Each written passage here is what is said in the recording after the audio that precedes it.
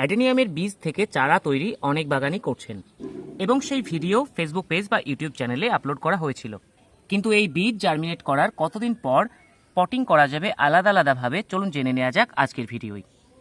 এখানে যে চারা গাছগুলো দেখছেন, এই পটে বীজ জার্মিনেট করা প্রায় মাসখানেক হতে চলল। আমি সবেমাত্র এগুলোকে ফুল সানলাইটে এনেছি। যখন দেখবেন গাছের 7-8টি করে পাতা হবে এবং গাছের গোড়া বা কর্ডেক্স একটু মোটা হবে বা এইরকম কন্ডিশনে আসবে, তখন এগুলোকে অন্য জায়গায় রিপোর্টিং বা স্থানান্তরিত করা যাবে। এই গাছগুলির বয়স এখন মোটামুটি 5 থেকে 6 মাস মতো। তারপর অ্যাডেনিয়ামের যে সয়েল মিডিয়া সেটা রেডি করে নিয়ে, যেমন গোবর সার বা ভার্মিকম্পোস্ট, তারপর বালি আর মাটি, এই 3টে উপাদান সমান রেশিওতে নিয়ে নতুনভাবে মাটি তৈরি করে অ্যাডেনিয়াম প্রতিস্থাপন করতে হবে। তবে চারাগাছ প্রতিস্থাপনের জন্য আপনারা কোনো রাসায়নিক সার ব্যবহার করবেন না এবং গাছের বয়স যদি খুব কম হয় সেক্ষেত্রে আপনারা শিংগুঁড়ো হাড়গুঁড়ো ব্যবহার করবেন না, শুধুমাত্র নিমখোল ব্যবহার করতে পারেন।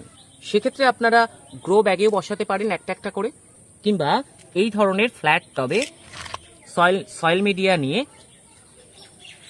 পাশাপাশি অনেকগুলো করে বসিয়ে দিতে পারেন। ঠিক এভাবে আপনারা অ্যাডেনিয়ামের চারাগাছ নতুনভাবে বা একটা একটা করে প্রতিস্থাপন করবেন।